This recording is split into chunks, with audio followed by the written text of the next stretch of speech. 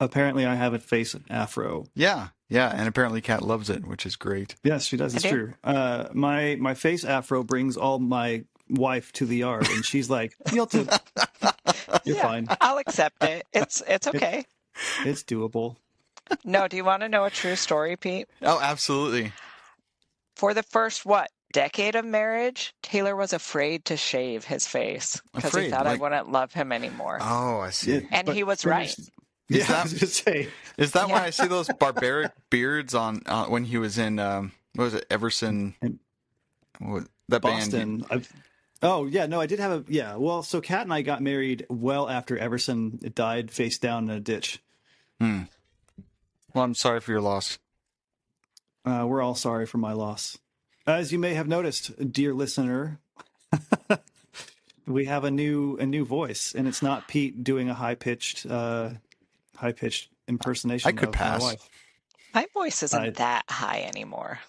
No, it's not that high pitched, but it is definitely higher pitched than ours. It is a notably feminine voice, a softer voice, a genteel voice. Yeah. And that's her resume. That's right. That's right. The reason she's on here is because Yeah. she sounds good. That is all.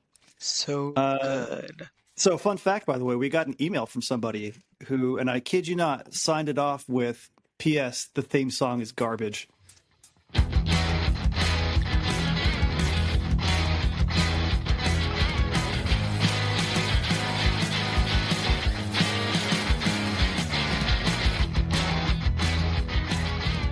Yeah. Oh man, I couldn't believe that. LOL. In their defense, they said LLJK. So LOLJK. But yeah, just to throw someone under the bus who we will not name and who we are absolutely not throwing under the bus. But it was cool. We got an actual email and an actual question. that was a big deal. You were like, hey, we got an email. Check my phone. We had an email to emotionalmenpc@gmail.com. I was like, holy cow. And it was long and thoughtful, and they were engaged in the content of the podcast. And I was like, holy, people are giving thought to this and like reflecting on things that I'd said and that you had said. I really felt like we had done something, created something. I don't know That was how pretty much of cool. something we've done, but we're definitely doing something. Yeah. I mean, There's No, a thing you've we're made doing. it. You definitely made it in the big time once you no, get. we're waiting on our first troll, honestly. And we need First troll. That's right. Yeah. I cannot wait until someone tells us we suck, just so I Yeah. can like read their comment.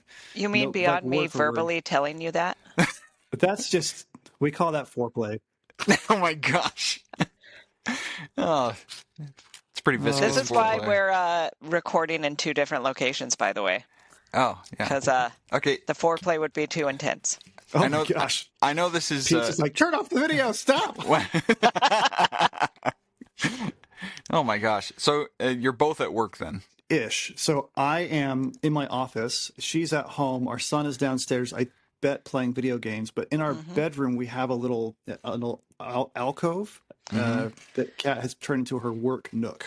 I see. Yes. I spent the last couple years working from home, so this was my home office. I was going to ask you to actually reach behind you and pull one of those books out. Which one? Just, I don't know. Just prove it's not a background. Nice. That's awesome. There. Okay. Yeah, Kat she's big into these books, and they're all those books have purpose and meaning, and she does love her books. It does I look do. like a background though, because it is so academic. A background with John Green books and a John Ailey bobblehead. So, yeah. I also don't have a background. This is my genuine garage. I'm thinking in the I future. thought it was, because boxes are very aesthetic. I'll reach behind and grab a rake and prove it. But I think in the future, yeah. Anyway, Yes. So there's something before we get into the meat, the gristle of all this. We have a WhatsApp channel, apparently. yes. What is that? I just saw a thing saying that there's a channel, and I don't know what that means. Okay. It's just called Emotional Men Podcast, and it has a long and convoluted link to it. This is So we put that in the it's- link tree. we could. It's a community. It's a community posting thing. I don't think WhatsApp has the same kind of engagement as other venues, so we can continue to put things on there. But it is just a kind of a community a community post. People can subscribe to it the same way as Instagram and just see our regular posts through WhatsApp. And I'm guessing they can talk to us and we can talk to them. And yeah, they reply to our posts. They could reply on there. so, Cat, why on earth are you here? Nepotism.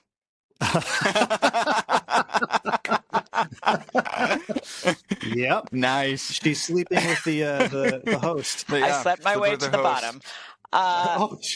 While I am here because I had a good in through being wedded to a host, I am here because you want to talk about art. And That's I just so right. happen to be an arts critic. Oh, let's not shy down on what Cat is. Let's talk Cat's credentials for just a moment here. Cat has a master's degree in journalism. She got it from Boston University in 2014 is when she finished. It was a magical time in our lives that was 15 months long, but felt like 10 years in good and bad ways. Cat has a specialty, however, and Cat's specialty is arts criticism.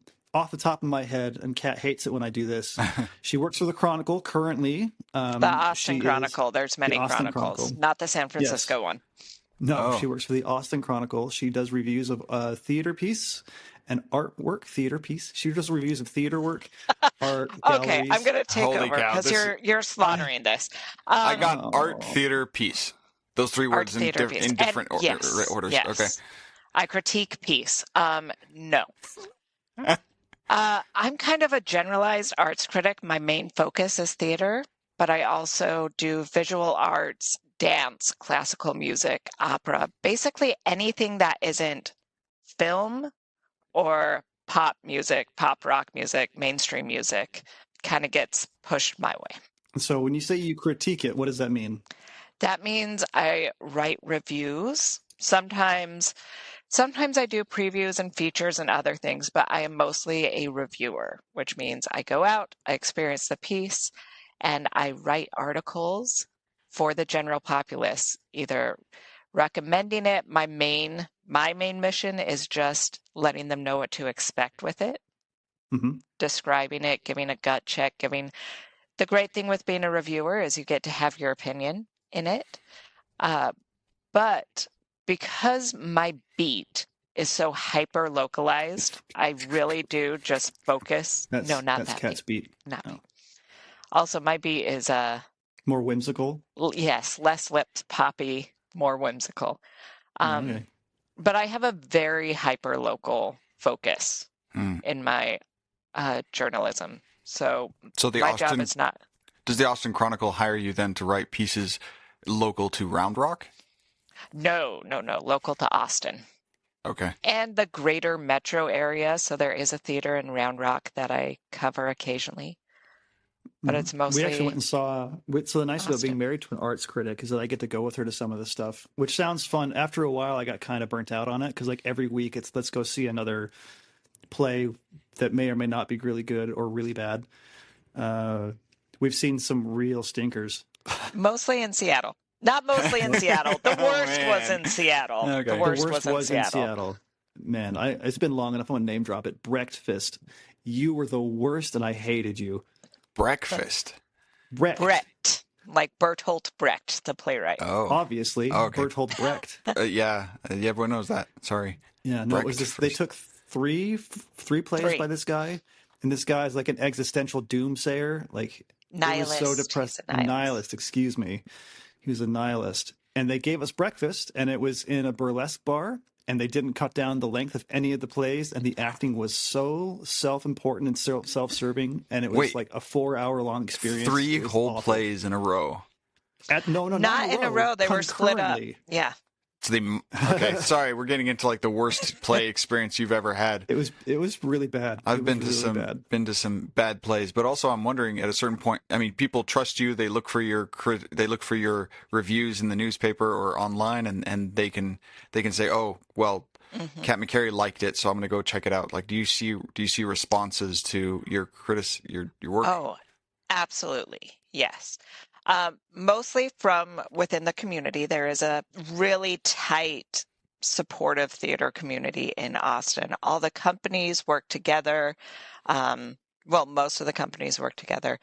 It's really refreshing, but it is constantly shocking to me how the reviews do have an impact. Because the Austin Chronicle, it's like the only alternative paper left in Austin.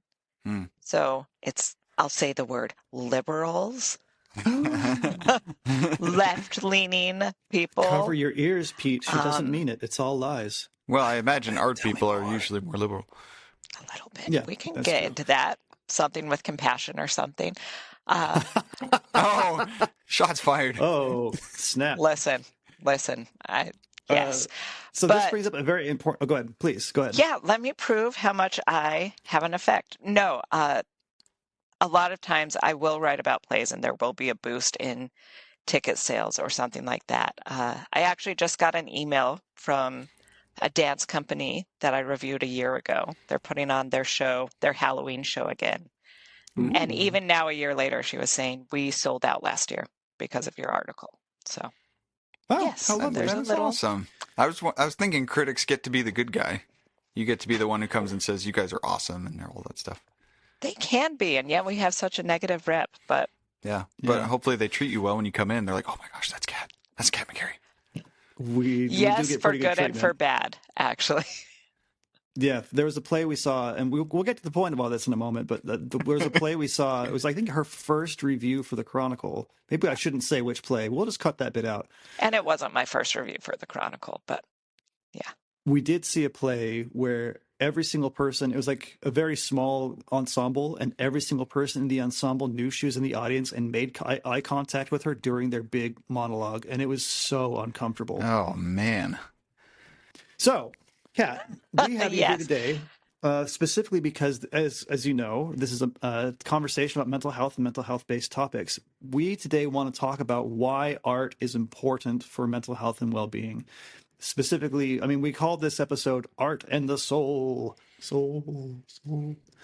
But if anyone can talk about why art is important, I would imagine it would be you.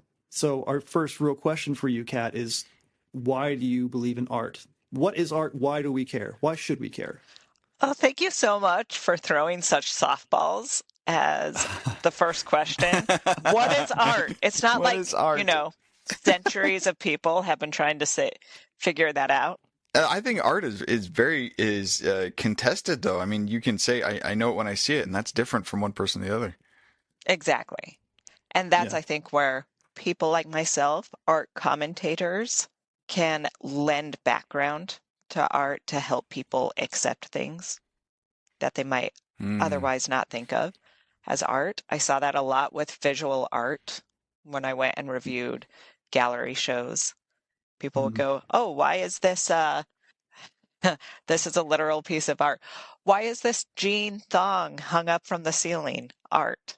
You could say, well, let's get into the artist's purpose and why he did that, which is actually a pretty cool reason, but we won't get So into you're saying that the art needs context?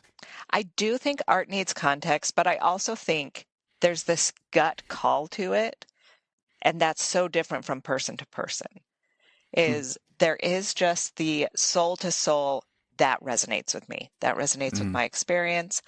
But I think art does get even more useful when it takes you outside your own experience and opens up your mind to other possibilities and other viewpoints. I think that's incredibly valuable. So just like consuming anything, there's the different layers of experience. You're talking about art that challenges you, not art that gives you something. Yeah. I'd say high art, like if you're doing a landscape or maybe not a portrait because you need the background for that, but just a landscape or something technically impressive. Somebody could say, oh, wow, that is amazing art. But that's probably because it harkens to their experience. Like, oh, I think I've been in a field like this before. Or like, I really want to go to the mountains. That needs no context because the people provide their own context and it just gives them something. The art that challenges is the thong from the ceiling, or it's the painting that shreds itself once it's sold. That type of thing that makes you say, well, why? Why? And I don't think people generally seek that stuff out. More's the loss. More's the pity. I was a security guard for a year in an art museum, and we walked around. Yeah. So while I was at school, I spent hours and hours walking around art, cubist stuff, and or I had no a idea. lot of minimalist stuff. Anyway, Wow. the context of it, you'd have these docents not docents, are they called docents? What are they called? Yes, they are. Okay. And they would talk about how, yes, it's just a box, but this box intrudes into your space. It forces you to walk around it. It makes you look at it. And so it seems kind of contrived. So I'm wondering, how do you think that there are two types of art? First off, do you think that there is art that demands and art Oh. that gives? I mean, I think there are thousands of types of art. I think it's an entire spectrum, but I do think those are two facets of it. But I don't think that they're so clearly delineated. I think that art that demands can give. What do you think art gives when it gives? So when I think of the experience of art, there's several things it gives. It can give that connection. I've been in the mountains and it's beautiful. And look, there's the picture that's beautiful. I'm literally looking. I have a whole gallery wall over there. And I have this oil painting of aspen trees that I love because it reminds me of being in the mountains in Utah in the fall. And that's great, right? Mm. But when I look at the thong from the ceiling and understand the artists talking about materialism in society and the need to repurpose materials and humanity's consumption, things like that. Mm-hmm. Yes, it demands me to do some research to understand that, but then it gives me this understanding and this opportunity to dwell on, yes, what does that mean for me as a person in society? And I think that's where a lot of enrichment can come from the experiences of viewing art. You know, there is the appreciating where it gives you connection and home, but then my favorite level is the experience of having your mind expanded and seeing something from a different viewpoint. And yes, that's demanding, but I think it gives you more appreciation for the beauty of this world if we're going to get very kumbaya about it. But it's art. It should be kumbaya, I think. In the long Sure. run, it gives you something, like school gives you something. But if I meet a friend and every time I see him, he gives me a math problem, I think I would start to avoid him. But I don't think art is like quite that in your face, like solve this. I think art is so much more experiential. Like, for example, no one can see this but the people who are looking at this right now. There's a piece of art right there, and it's a painting of the memory of a mountain. And I have it over my chair in my office, so that's what people see when they're looking at me, as opposed to what I see when they're looking at them in my office. What I love about that is that there's a white line through it. You can kind of see right there, and that white line is quite literally there to pull you out of the painting, to remind you that it's not real. And what I love about that is that it's both relaxing and challenging at the same time, which is what I would hope people would experience when they're in here. But I think that's what art does. It does push you, but it doesn't push you with a dagger to your back. It pushes you with like a soft velvet. Here we go into a new world. Here we're experiencing something new and important. Yes. And to talk about the friend with the math problem. So what if he gave you a math problem, but every time you solved it, he also gave you your favorite donut? So you're thinking, this is hard, but think of that reward. Good point. That is part of my role, I think, as a critic, is finding the things that strike that balance of donut and math perfectly. Going back to Breakfast, one of the reasons I didn't love it is because it took the math of art and shoved it down your throat. It just really wanted to say, this is important. Get this message. Wow, that's a foul gesture. I will stop that. Visual medium, right? Podcasting is a visual absolutely. medium. Totally. The art that can give you math in a beautiful packaging, that's what you look for. You want art that's nuanced, that's the math problem as part of just a normal interaction, not like walking up with a stopwatch and putting a piece of paper in your face. And okay. And sometimes you can do that. I mean, if we're looking at the artistic film community, there are what people call the homework films. Like, yes, go watch, oh my gosh, Requiem for a Dream, right? That's the homework. And sometimes you do want to be challenged like that. But it's not like I'm going to be on a Saturday afternoon saying, I really want to watch Requiem for a Dream. I want to be devastated. No, you're going to choose like while you were sleeping. So there's that spectrum. I see. I think that good art, because, I think music is art. And I think the best music is the art for me there is math in there if you're looking for it, and it can challenge you, but it doesn't beat you overhead with the challenge, right? Like I can listen to a song a million times, and then one day I'll be listening to it and notice an instrument that I've never heard before that is woven into another part, and all of a sudden I go, oh my goodness, there's an extra bit of texture there I didn't even think existed. And I think good art does that. I do have a question about all this, though. So I think we've talked about why people like art. People like the challenge. People like the feeling. People like everything positive that it comes with. And for some people, the positive is the challenge. For some, it's the comfort. All this is great.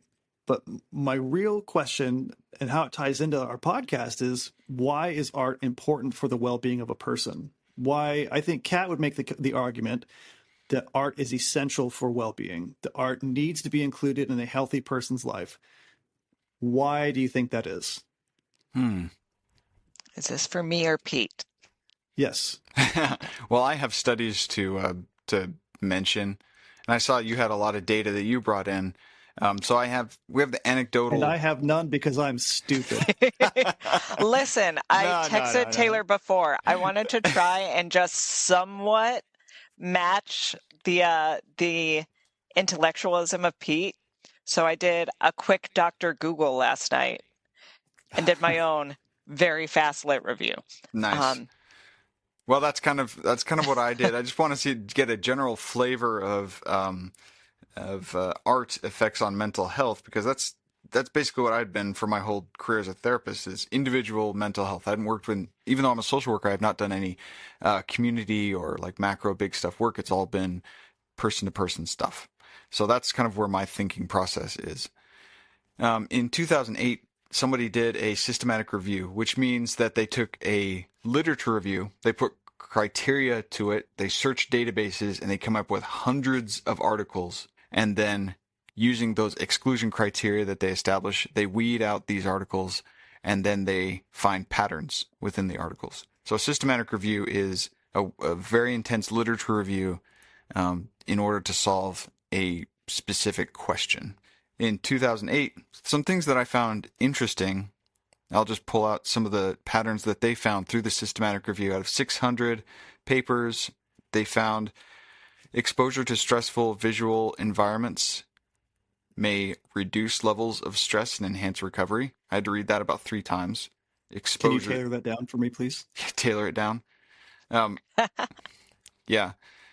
If you are engaged in the art around you more intensely, I would say when they say exposure to stressful visual environments, maybe something confusing. Actually, they found reduces level of stress in real world situations. So if I see something that's like visually a lot, it can help reduce stress. Is that what you're saying? Yeah. Which I mean, they're just finding patterns. They make no causal propositions. That's right, because that's how science works. Right. Architectural design consideration is important in mental health settings, especially for patients with conditions such as dementia that can make wayfinding difficult. Architecture as a form of art. Exposure to art in healthcare environments has been found to reduce anxiety and depression, as well as reduce errors by the hospital staff.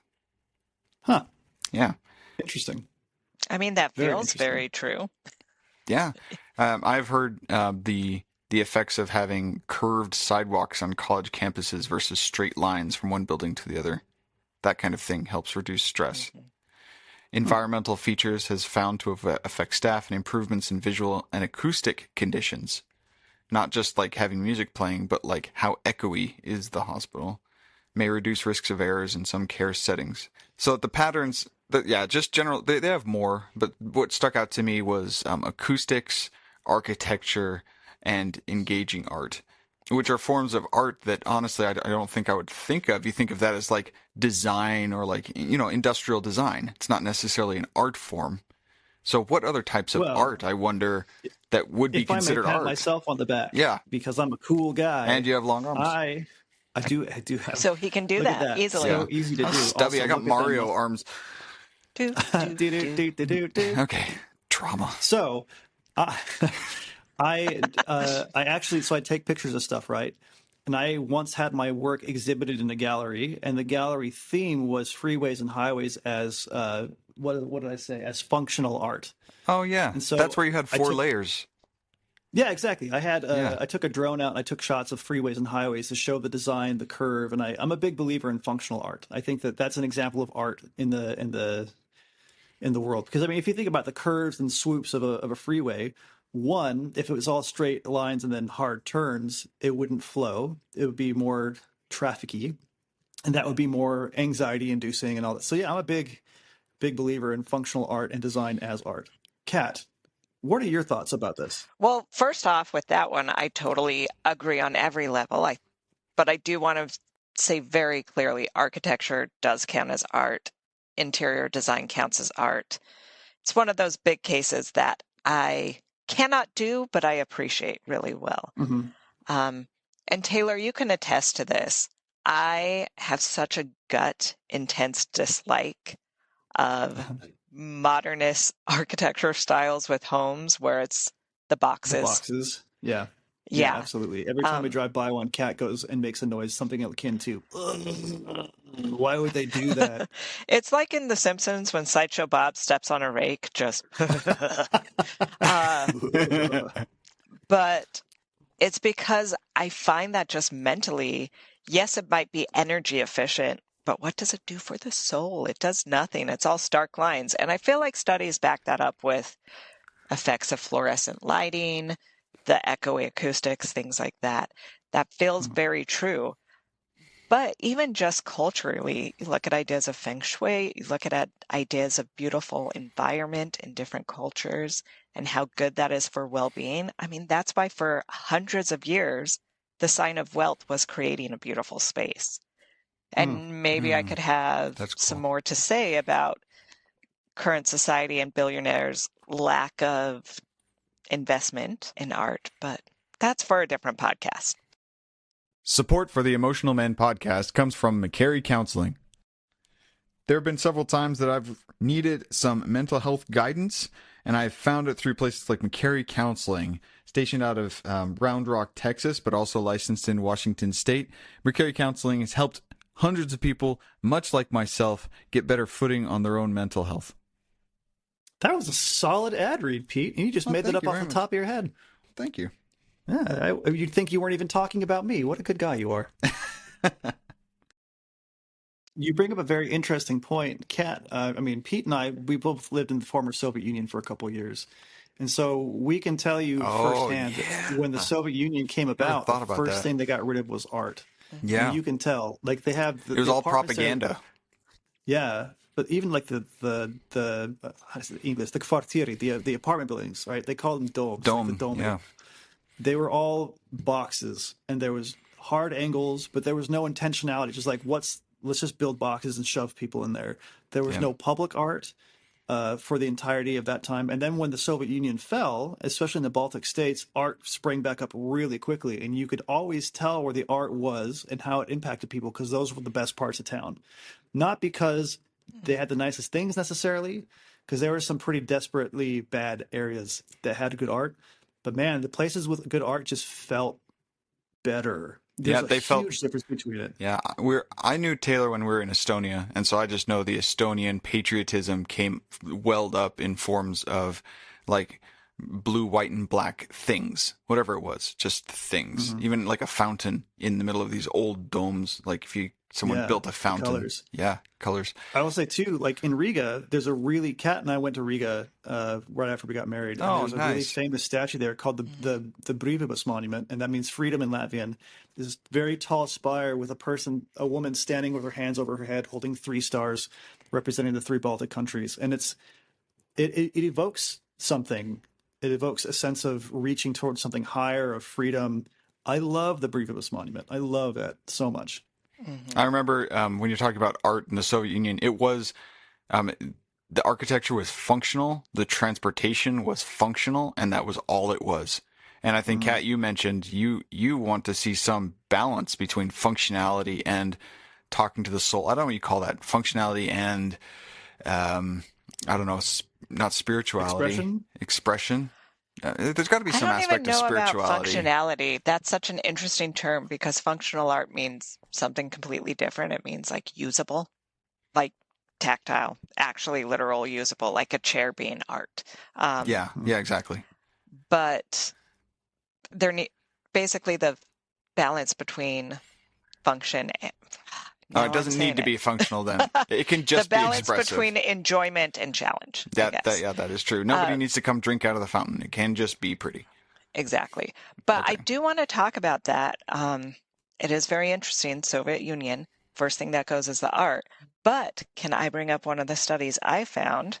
It was from this year, and I want to try and find the citation without losing my quote.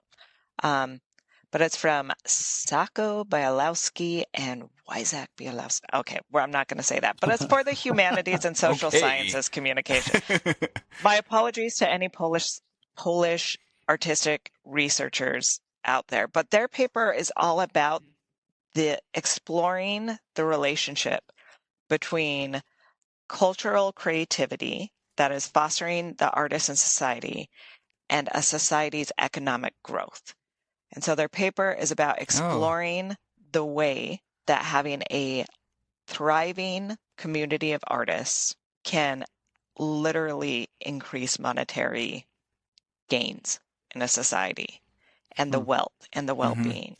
And I think that's true, honestly. I mean, 2011. There's a paper, but gut-wise. No, it's not your turn, Pete. It's not your turn. It goes in exactly what she was saying, saving money. You can say it. You can say it. We can chain these because I have another one to bring up after you. So 2000. Pete always interrupting women. I'm sorry. Oh, wow. Please, mansplain art to me, Pete. I'm out. No, I'm curious. Tell me what happened in 2011. They changed different types of art present in East Alabama. There's an Alabama hospital.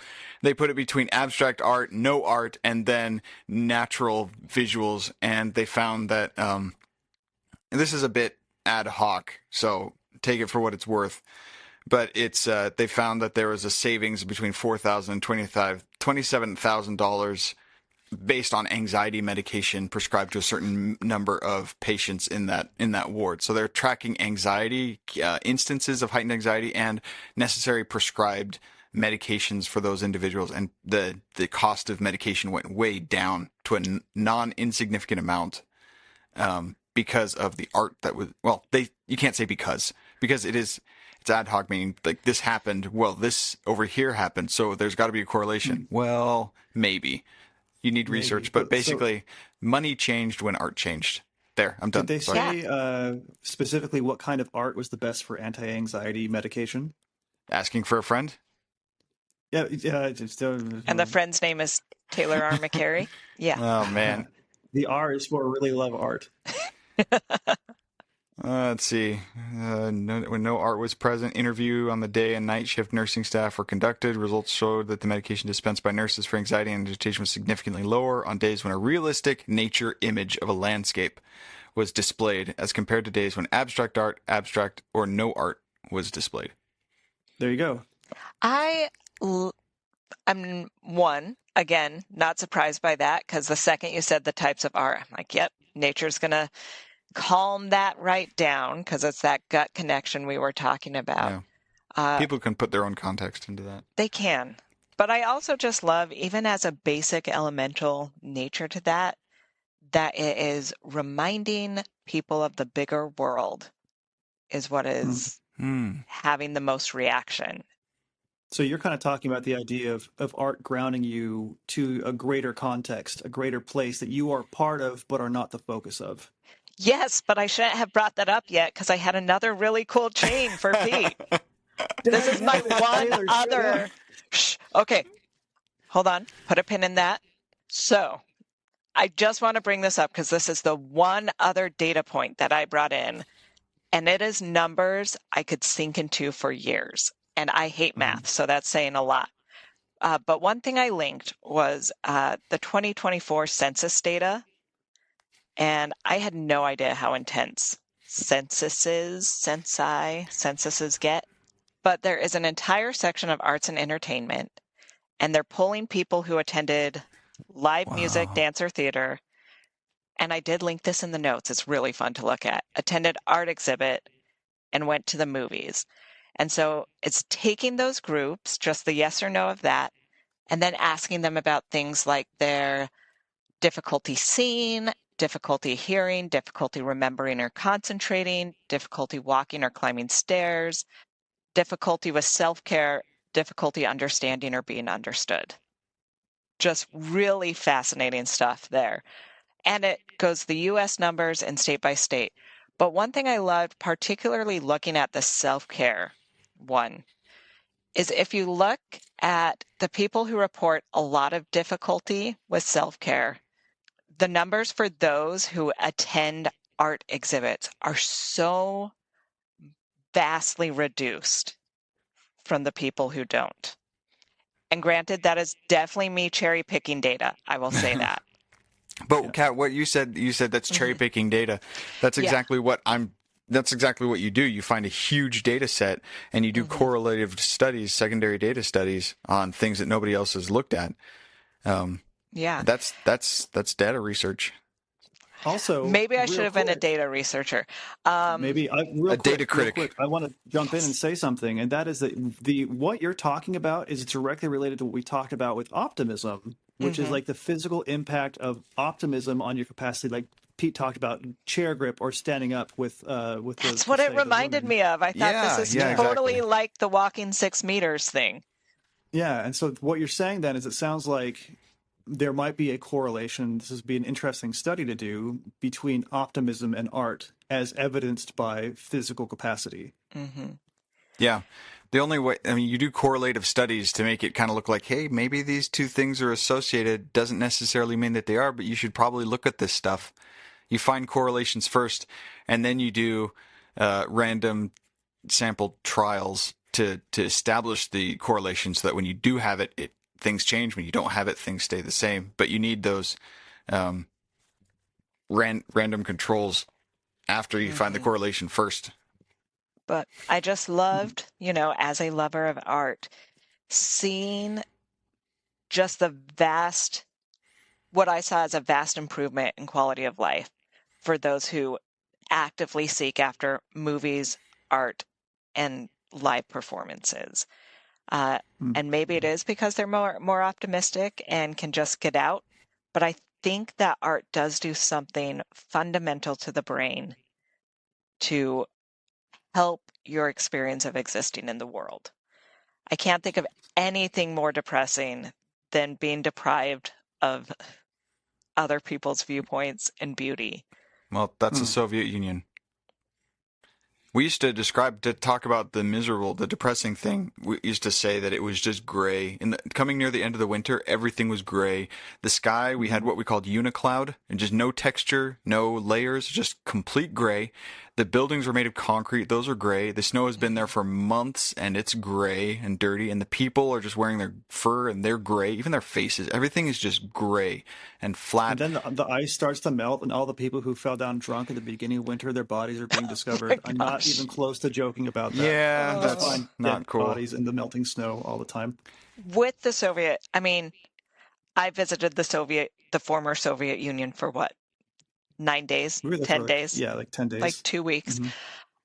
So clearly I'm an expert on it. But there's this incredible book I read. I wonder if it's over there somewhere. Well, that I am in the middle of reading. But it's The Art of Soviet Cooking. It's this food memoir by... I can't imagine that being good. No, it's so fascinating because it's talking about, it is this author who grew up in the Soviet bloc and talking about the restrictions, but discussing how these little pockets of creativity are found with what they can have, right? Oh, okay. So you can only make so many things out of a potato and a radish. Exactly, but talking about the way that food became nourishment for the soul and the mind, it's incredible. The one art they couldn't take away from you. Yeah. Maybe that's why it became so intense, because if you have that's the form of expression, and you come home to mom's, borscht, and that's what makes you feel a certain way. I just want to give a quick shout out to Borscht, which is legit fantastic. Yeah, Borscht, sponsor of today's podcast. Brought to you by Borscht. Okay, and I just want to make sure. Get a beet and some beef. Sour cream. I mean, smetana. Don't forget the smetana. Oh, man. And pelmeni. Oh, my gosh. What a rabbit hole we're going down. I do just want to make sure to shout out that book because it's really good. I had the name wrong, of course. It's Mastering the Art of Soviet Cooking by Anya von Bremzen. Such a good memoir. Such a good memoir. And it has recipes in it, right? Yes. I feel like you got a good borscht recipe out of it. Yeah. You got to. You have to. Yeah. So through all this, we're talking about what art is, what it can do. And this is all very numbers, but not all of it. But we've talked about the experience of it. We've talked about how it impacts people. I would love to just set all of that aside. And I want to ask you, Cat, why is art good for the soul? Because it's good for everything? I don't know. Sorry, long pause where I just go, I just talked about all the data. It literally helps your physicality and your brain. I don't want data. I want to know what it's like for you. I think art is good for the soul. My thing with art is I think it is the greatest empathy builder. And I think that's something that you need to have a successful society, to be a good person. I mean, if we're going to put morality into it. But I think it's good for the soul because it is one of the only ways, if not the only way, that we can experience someone else's perspective. I mean, are there other ways where we get to have that experience of walking in someone else's shoes? I say this, that the reason I like photography literally is because anytime I take a picture, for that thing that I capture, someone is quite literally looking through my eyes. Yeah. Yes. Yeah. I think with art, when you ask, like, how else do we find someone's perspective? And I thought at first, well, you talk to them, you can have a debate. Is debate an art form? And I thought, well, no, you're debating back and forth. Art is different, where I can't argue with a book. If I'm reading or I'm looking at something, I have to understand that other person's perspective, and I might disagree with it within myself, but that's all in me. And it's not a debate. It's just presenting what's through Taylor's lens. And so it really is like seeing that person's perspective, and there's no back and forth. It's just building that understanding. It's a wrestle with yourself. Yes, it's a wrestle with myself. You are looking at a thing and you're fighting with your understanding of a thing, and the challenge is, what is important about this to that person, and is there any value in that person's point of view to me? I feel something is what I feel valuable. How do I know, et cetera, et cetera. Exactly. This is actually really fortuitous timing because we are recording this during Banned Books Week.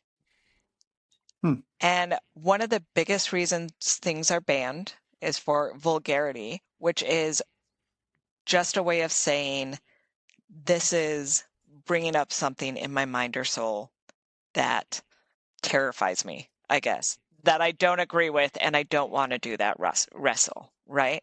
But I think that is so useful to trying to understand the world around us. I don't think it's possible to really understand just based on your own experience. I think you have to engage with these other things. You can address something you don't agree with in a book with vitriol and ban this thing. I don't like it, so I'm going to kill it. Or you take it and go, ugh, and you set it aside and grab something else. Yeah. And the fact that it exists, art really presents an existential threat to some people. The fact that it exists, meaning existential, just existing, is now a threat to my morality. And then I have to ban it. I have to kill it because it exists or whatever. One of my favorite things about art, there's a song that I wrote, but there's a lyric in the song. We get it, Taylor. You're an artist, but he really is. He's one of my favorite ones. He plays a guitar. I'm an artiste. But I heard the E on that, by the way. Thank you. I appreciate you pointing out that I'm really hoity-toity about this. Taylor's wearing a beret today. That's right. And I'm smoking a very long stem cigarette.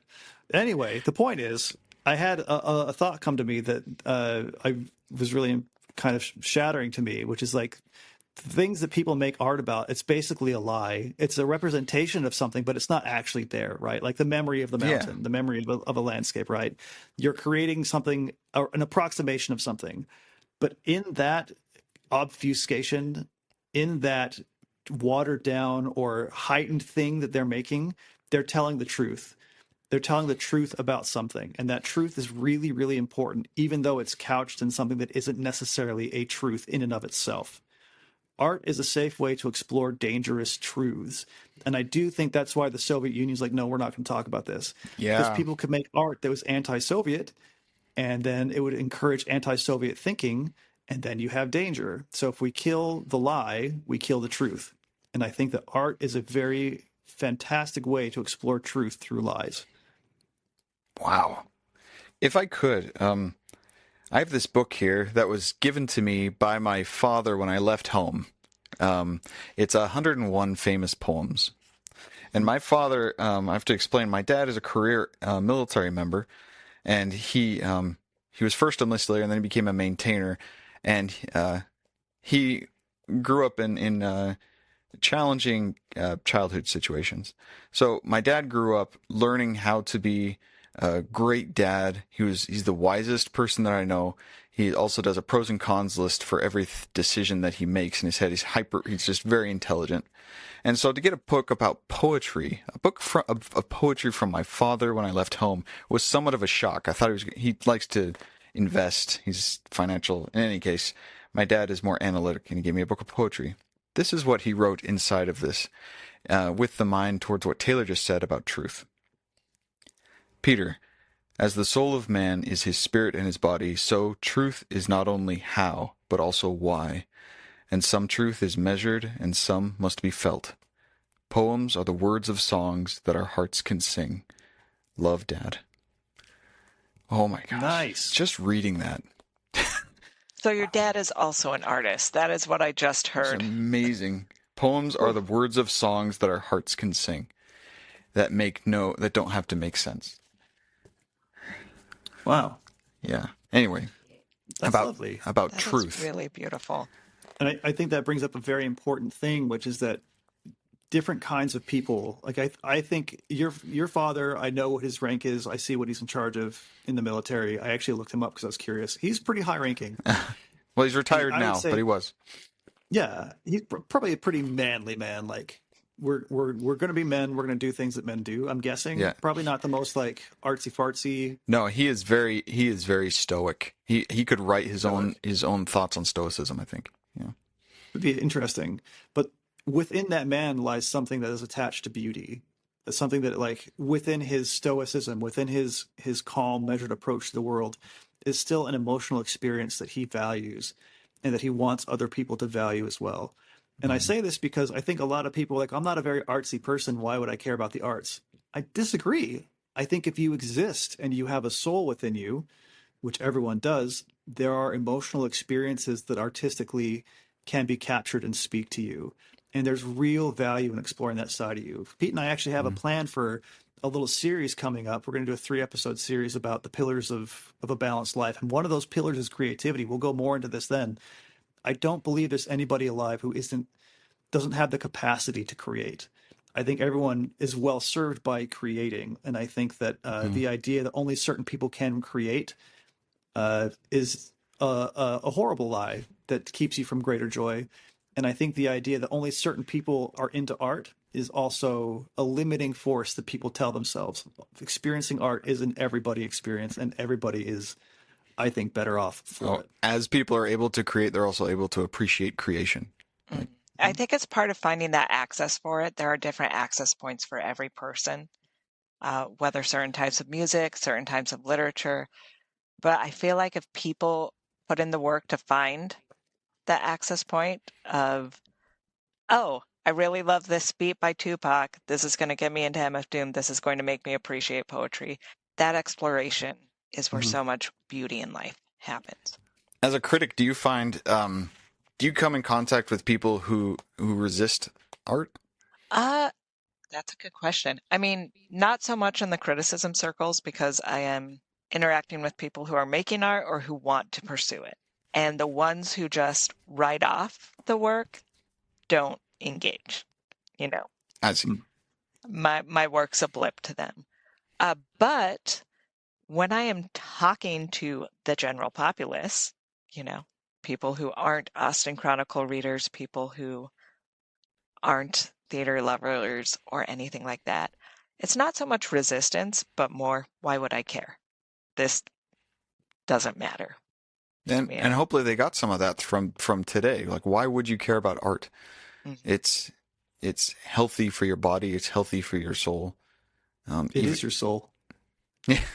Yeah. Legitimately. I am curious, Kat, my final question for you as we can kind of wrap this up. Yeah. Let's say that I have never made any effort in my life to experience art, but I'm now interested in the concept. If you're me, knowing what you know, where do you go? How do you begin to experience art? I feel like music is a great entry point, you know, find what they find appealing in music and then try and find other genres. One of my big things, I also moonlight as a middle school teacher. And by moonlight, I mean daylight, and that's the main job. So what kind of school do you go to? Vampire children. Yes, it fits my aesthetic so well. You have no idea. But with middle school Can I jump in kids, real quick and just say, it's funny that you say vampire stuff, Pete. Every single time Kat has finished a degree, her thesis has been about the representation of Dracula and or vampires in popular culture. No way. I wrote a paper about Dracula and the hypersexuality of Bram Stoker. no way. Yeah, I should send it to you. Okay, we should definitely compare some of our findings because, man, I think Dracula just hits all the greatest points. Sexual repression of Victorian women. What I wrote Sexual about. repression of Victorian women, but also weirdly the liberation of the new woman. Anyway, we can get into it. Yeah. So, wow, I didn't know vampires were a thing. Yeah, maybe you do teach children vampires. Anyway. Yes. So, no. as a middle school teacher. As a middle school teacher, most people, middle school kids, there's no middle ground. They either hate reading or love it. There's not a lot of, yeah, I'll read sometimes. So part of my job is trying to find something that appeals to them. And a lot of times it's, well, what kind of hobby do you like? Do you like sports? Do you like learning about fancy cars? You know, getting that entry point and then sneakily showing them, oh, here's a song about it. Here's a poem about it. Oh, look at this picture. I literally have students look at a picture twice a week and write about it. Like, it doesn't matter. That's cool. What they write, as long as they're writing. I'm just like, whatever. See what it makes you feel. So a lot of it is finding the thing they already resonate with and then challenging it. It goes right back to the beginning. Yes, art at its core is what speaks directly to my heart and mind, and that's experiential. But then you have to follow it. You have to expand that viewpoint, or else it kind of withers. It can't Just like grow. see where it takes you. Exactly. So you can plant the seed, but people need to actually nourish it. Now, correct me if I'm wrong, Kat. I know here in Austin this exists, and it existed in Seattle. Is it safe to say that most cities have a free museum day, a free museum kind of program that they run? Like, how would a person look into exploring public art galleries, or how do they find, like, I know, for example, you and I have gone to some smaller art galleries with like the Jean Thong hanging from the ceiling. There was Shout out to Andy Coolquit, by the way. That's who has the Jean Thong. It's so cool. There you go. But I remember we went to an art gallery that had like layers of dirt taken from where the last slave ship landed in America, stuff like that. Where does a person go to find smaller art galleries? All right. So this is hard because big cities will always have art galleries and usually have some kind of alternative press that covers that. Those are great places to look at. But honestly, wherever you are, just look up museums. Even here in Round Rock, well, technically not Round Rock, but Georgetown, the next town, we have the Williamson County History Museum. And it is a small space, but it's just dedicated to the history of our specific county. And they have rotating museums, rotating exhibits that show the history, but also bring in artists from this area. So look up what kind of things are available that way. Giant shout out to public libraries, because that is the perfect aggregate of art exposure. Every library I know, first off, books, great source, they're free, go get it.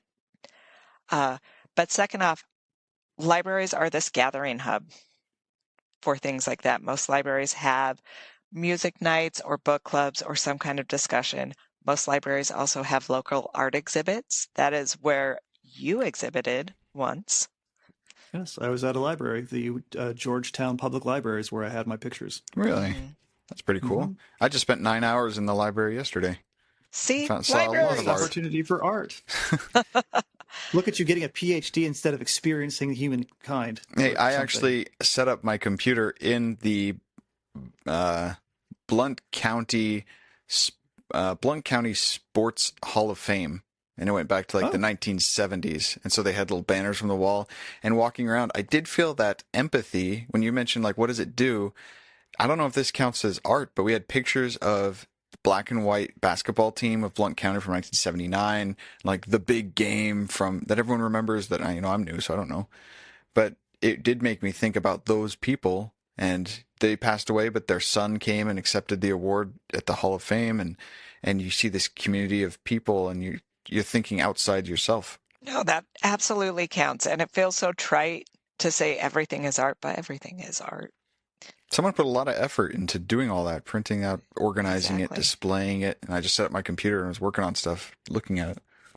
Well, I, had a great conversation today. I feel like I want to go look at museum pieces now. Absolutely. I feel like I'm going to let something sink into my soul. Thank you, Kat. You're welcome. Yeah. Thank you so much for letting me elbow my way in here.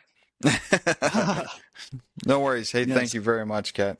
Like we mentioned at the beginning, our email address is emotionalmenpc@gmail.com. You can find this podcast on YouTube and Spotify and Apple Podcast and what else? I forgot. Wherever podcasts Facebook. Yeah. Yeah, exactly. Please send us an email, comment on it. Otherwise, engage. It would help us out, and we appreciate it. Well, more than that, we just really love it. We have an episode or two coming up that are going to be directly responses to questions people have asked us. So, again, we don't expect anyone to care about this, but we care about it, and we're always thrilled when someone else does too. Yeah, if someone pays any attention, we're just like a little dog with the zoomies. It's great. Look at me. It's so adorable. It's so adorable. But as always, like my favorite thing about this, Pete, is just getting to talk to you, because like you truly are one of my favorite people, and it's always what a gift, and I guess Kat too, because you're here today. Well, thanks. I once I'm done here, I tell you what, I really enjoy doing this more than most things in my life right now. So I appreciate this hour I get with you guys. Yeah, there you go. Kat, I love you so much. Thank you for doing this. Oh, well, thank you for asking me. You guys seem okay. Hey, love you, Pete. Good thanks. talking to you. Love you too, Taylor. Bye-bye. Bye.